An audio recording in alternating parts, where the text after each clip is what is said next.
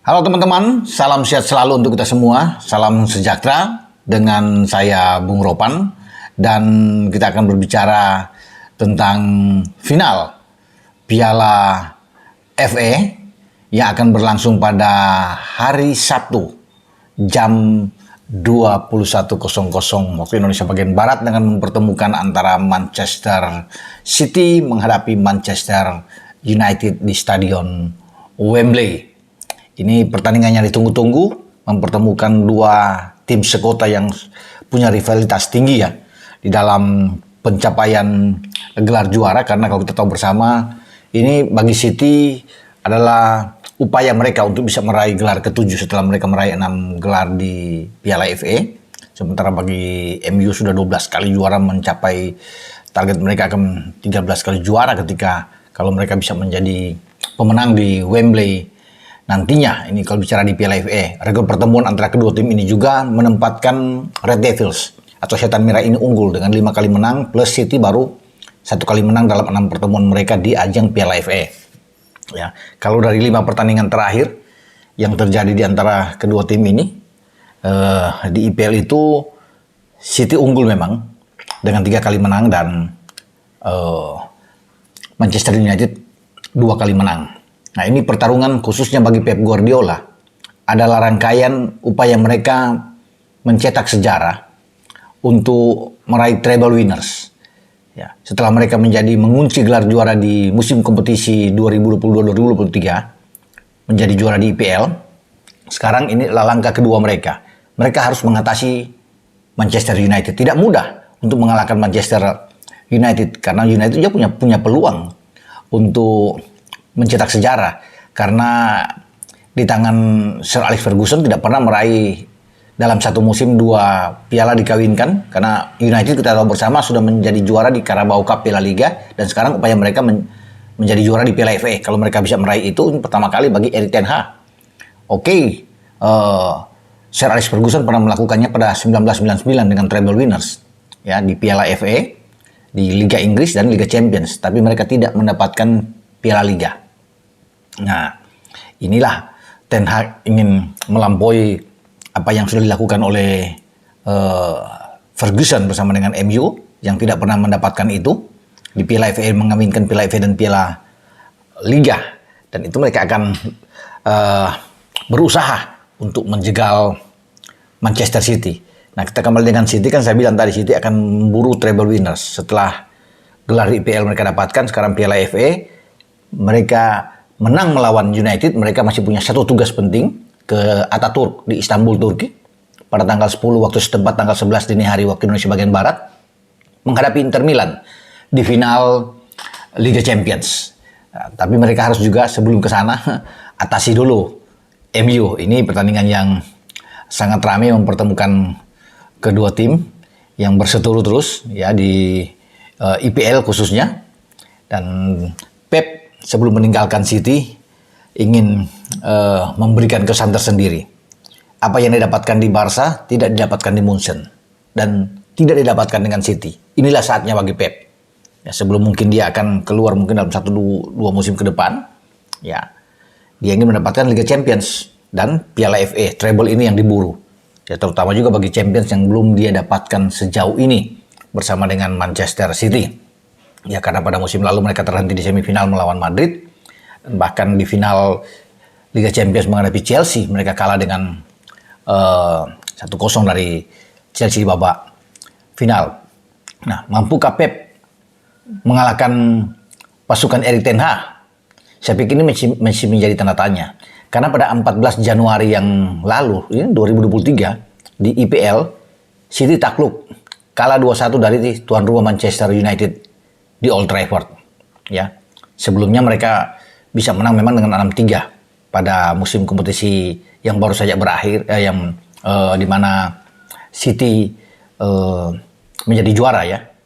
Pada musim ini mereka menaklukkan di Etihad dengan 6-3. Nah, kita akan tunggu apakah Pep bisa mewujudkan impiannya untuk mengatasi Manchester United. Apa yang harus dilakukan Pep? Pep bermain dengan seperti biasa ya. Dia akan memainkan the winning team. Walaupun masih dalam tanda tanya juga kebugaran dari Ruben Dias. Ya.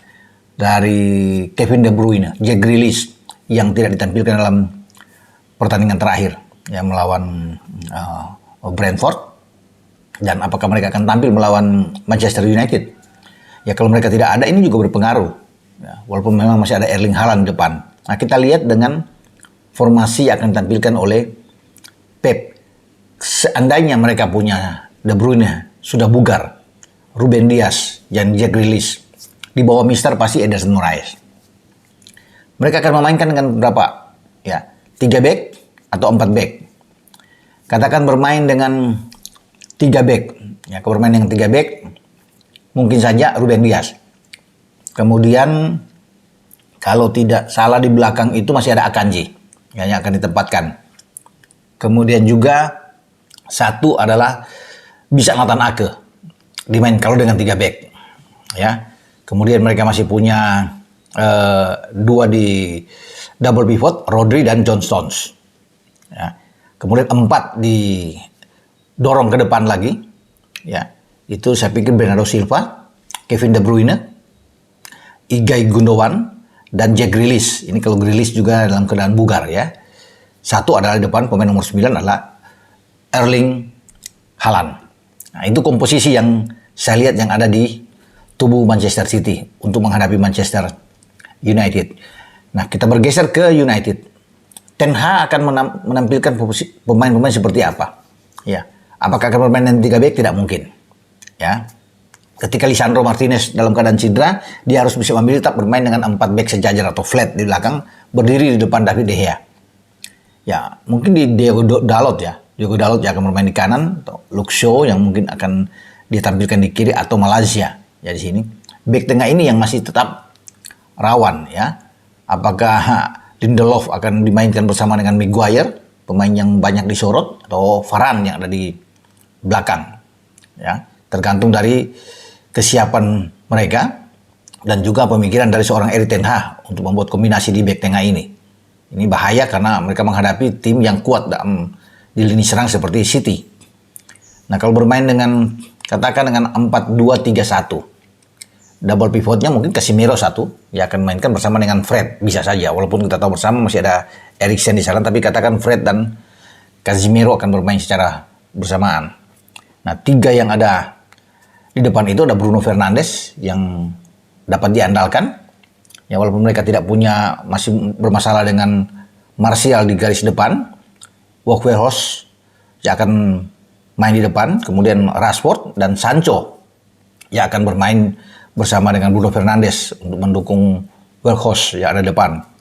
Kalau Anthony dalam keadaan bugar, Anthony bisa dimainkan dan Rashford akan bermain di posisi striker, mendorong ke depan dengan Sancho yang bermain di flank bersama dengan Anthony dan Bruno tentunya yang akan mengendalikan di tengah. Saya pikir itu materi yang ada di tubuh United untuk menghadapi City. Pertarungan keras pasti akan terjadi di tengah. Ini akan menjadi kunci saya pikir. Bagaimana Fred, Casemiro, ya Bruno Fernandes harus bisa bertarung sengit menghadapi gelandang-gelandang terbaik yang ada di City. Ya, Rodri, John Stones, ya ada di sana Kevin De Bruyne, Ilkay Gundogan. Karena pasti kalau mereka dapat tekanan, Ilkay akan turun ke belakang bersama dengan De Bruyne. Ya, ini sangat kuat nih, kombinasi mereka di lini tengah sangat kuat, tetapi ini yang sangat menentukan tentunya bagi kedua tim yang memiliki pemain-pemain tengah terbaik. Saya kira ini akan jual beli serangan yang terjadi dengan ball position, penguasaan bola akan lebih banyak ditentukan oleh kematangan operan ya, bola dari kaki-kaki yang dimainkan oleh City. City akan unggul dalam ball position. United akan lebih memilih untuk menunggu, kemudian counter attack. Itu yang akan baik. Kalau United bermain lebih terbuka, meladeni permainan jual beli serangan, ini berbahaya bagi United. Mereka akan kalah menghadapi Manchester City. Tapi kalau mereka memilih untuk bermain dengan sedikit menunggu, membiarkan City bermain dengan ball positionnya, kemudian mereka counter attack, ini ada kemungkinan United bisa mencuri kemenangan atau memenangkan laga ini. Ya, walaupun itu memang terasa sangat sulit, ya, tetapi semua terbuka ya, di lapangan di Wembley ini siapapun bisa memenangkan laga. Gol pertama akan menentukan siapa yang akan memenangkan pertandingan. Karena ini pertandingannya akan ketat, ya, di final seperti ini. Ya. Kita tahu bersama United tuh ke final tuh dengan susah payah ketika menyingkirkan Brighton, dan itu terjadi dalam adu penalti. Dan kita lihat kalau perjalanan dari City kan oke. Sheffield United mereka hantam dengan 3 gol. Mahrez tampil luar biasa di semifinal, dan kalau melihat perjalanan City lebih bagus.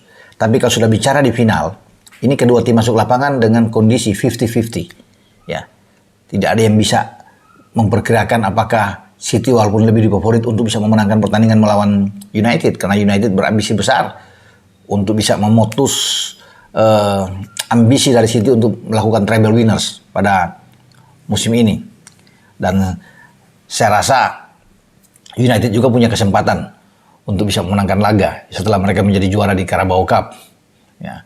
Nah, itu saya bilang tadi di awal kan, bagaimana ambisi upaya dari Ten Hag untuk mengukir namanya sebagai manajer pertama di MU yang mengawinkan 2 gelar sekaligus di Piala FA dan di Carabao Cup. Karena sejauh ini kan baru City yang melakukan itu. Ada Chelsea, ada Arsenal dan Liverpool. Ya, bahkan Liverpool melakukan 2 kali kalau nggak salah ya, di tahun 2000-2001 dan 2021-2022. Ya, terakhir dibuat oleh Jurgen Klopp dan pasukannya. Ya, itu pada musim yang lalu ya, ketika mereka mencoba untuk bisa meraih gelar di IPL namun gagal dari City di saat-saat akhir pada 2 musim yang lalu, dan kalah di final melawan Real Madrid di Liga Champions itu Liverpool. Jadi saya pikir bagaimana ini sekarang MU ingin menempatkan mereka sebagai klub kelima yang mampu mengawinkan itu di Piala Carabao setelah mereka sukses, dan di Piala FA masih sangat terbuka.